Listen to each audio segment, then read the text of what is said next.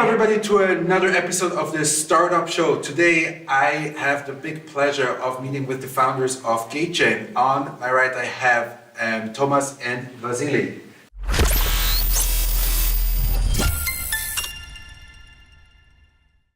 Welcome everybody back here in downtown Switzerland, meeting with the startup called Gatechain. Today we have here Thomas and Wassilios, and I would like to give the word first to Thomas, the CEO of this company, and to introduce himself and tell us a little bit who he is.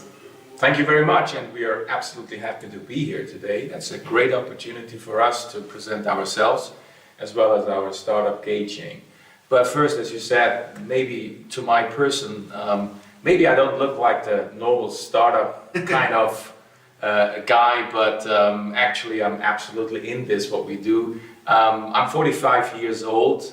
From a background, I started in 1988 as a freight forwarder and transportation logistics expert.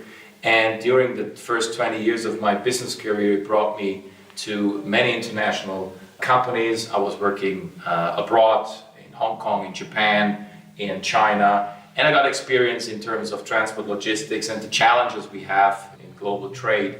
Back in 2000, I met Wassi, or even earlier than that, and we established our first company, which was absolutely a success, so to say. It's still existing, but we phased out of this company, a consulting company in trade, and now concentrating basically on this Gatechain, this new venture of us that really should basically rock the boat in the trade finance industry.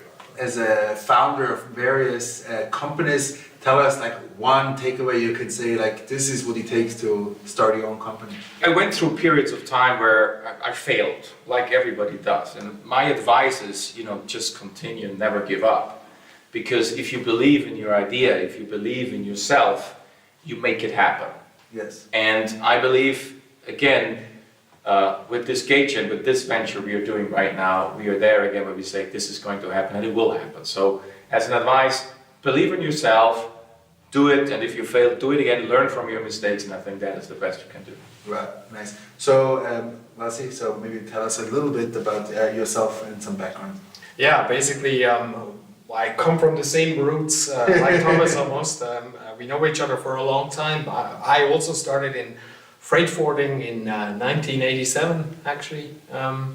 And we started with typewriters and paper, and slowly also did some kind of technical revolution that we're at now, and we still know how to do it, the old traditional way, but we also know how to do it the modern way, and we see how things have developed and changed, and this is one of the things that always drives us forward, because we see where we come from and we know where we can go, and there's still tons of potential out there to make things better. Interesting. What is one of those things that you say like that's so different from 20 years ago? Oh, it's just before we go into the start. Yeah, scalability. You did things in the past. You were happy with maybe 3 of something that now is 300 of something, right. Whatever that is. So things are much more scalable. And you used to be working in a freight forwarding company. You used to be on the phone all the time. Nowadays, this is not happening anymore. There's emails, there's chat, but the phone, oh my God, you don't need to call people. Okay, cool. So let's get into the startup. Give us a little bit of background. What's it all about? It's basically what I just mentioned a little bit before. It's about the paper, and the paper that still drives trade today. All the goods traded in the world, and that's $12 trillion worth a year almost, is backed on paper, and that people are just taking them and still faxing them even, and scanning them and sending them with couriers around the world, and this is a waste of time, a waste of paper and trees. Yeah, paper and trees, and there's no automation for these processes at all. So what we said, what we are doing is we're going to change that. We're removing the paper. We add documents that have an embedded trust, which nowadays paper doesn't, unless you believe a signature.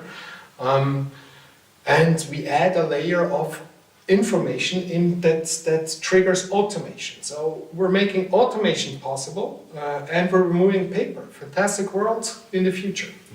Cool. So tell me, where do you stand now in terms of development and of the startup?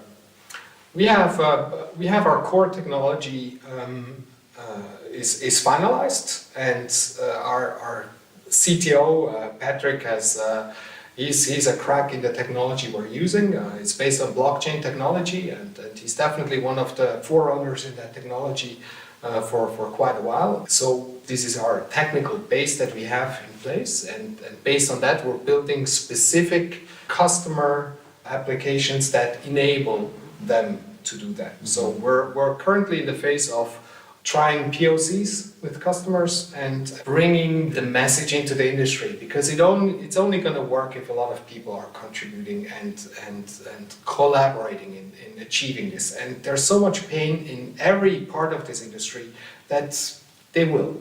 Mm-hmm.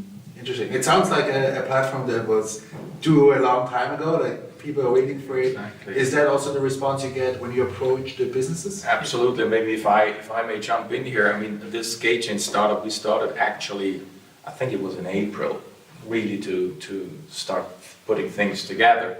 And we had the last 3-4 months time to do I call it a smoke test, so see whether the idea, the concept and the strategy we have in mind works. So we had a lot of contact with our, basically, hopefully clients out of the industry, carriers who are shipping containers and all that stuff, banks, the finance, the whole trade as such.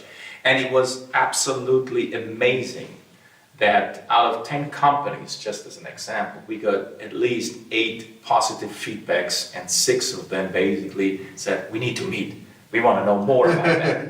And this is very important. Yes. It's a very good feeling, and for us it was a milestone or a toll gate to say, look, this is really something we need to, push now.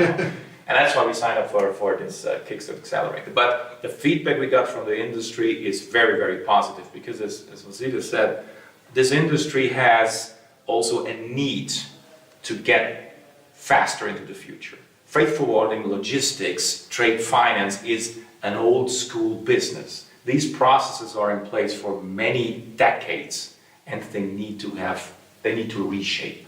Right. And that's what we want to do. Interesting. So tell me a little bit about, have you raised money so far? We're self-financed. Yes, Yep. our own money. No, because I would like to know, like I always like to know a little bit about the investment, what it looks like here to raise money for startups.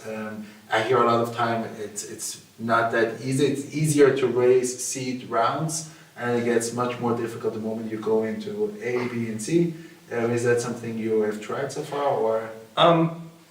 If I may, well, I mean, in general, I think what we can say when we talk to other startups or to even investors is that I think to raise money here in Switzerland, VC money, is not an easy task.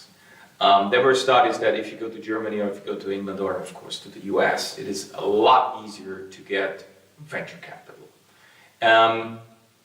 That is certainly a difficult. Seed money, I agree, there's a potential that you can get fast there, but when it comes down to the A round, you need to have already a lot of things in place that you get on the money. And sometimes, and this is my personal opinion, it needs too much, because a startup needs funds to basically change concepts, ideas into solutions and sellable stuff. We want to make money with it. Yes. And we need money in the first place to get to a point where we can say, well, right now we are there, it costs money, we have an investment done, and now start selling it. So to come back to your question, I talk a lot, but you realize that. I would say it is a difficult task to get a venture capital, so to say, but it's doable, and we are absolutely positive that we will get where we want to go to. Cool. Tell me, what is, in terms of the startup environment here in Zurich and Switzerland, it's definitely booming with the whole initiative from Digital Zurich 2025. How do you perceive it? Is it something that the environment here helps you to grow? It's definitely a great opportunity to have this environment. It's also, though, a trend in many countries and cities nowadays to bring those kind of environments. So, I had the pleasure of having been in another one, and what I can proudly say though is that they really pulled something big off here, having global, really big players in, and getting a good stage for our pitch, and that is definitely a very good environment to be in. So in comparison, I'm very, very pleased. Very nice. I'm with him. With him. So one last question about entrepreneurship. What is this piece of advice that you would give yourself or your own 26-year-old, 25-year-old, when you could go all over again? That is something you should know about if you make a decision now, whether to start your own company or go into a big corporation. Yeah, I would say, don't worry. Worry less. Very less. Worry less. So you like all the Worry Europeans less. out there that are very risk averse and they want to go to the job, very less. Very less. That's what I would tell myself to my person that Yeah. was 26 years old. Yeah. And I would say, do it as early as possible and try it. Because the older you get, the more difficult it'll be to be an entrepreneur. Try out if you are one, because there are people that are just not born to be entrepreneurs. But the only way you find out is that you try, Right. right? And I think that is one of the important stuff. Try when you're young, when you're, Yeah. have power. I mean, that doesn't say that you don't have power anymore later. But I think then it's a kind of it guides you then what direction your business and profession will go when you can say, okay, I tried it, I failed, or I tried it and it worked. Yes. So try it as early as possible, I would say. So I think that's a very nice conclusion statement here. Just try it. So all the entrepreneurs out there, just try it. Don't worry too much. So that's a very good insight. Thank you very much, Gatechain. And thank you everyone for watching this episode of the Startup Show. I really appreciate your attention and thank you very much for watching, and I hope to see you very soon with another episode. Have a good day, everyone.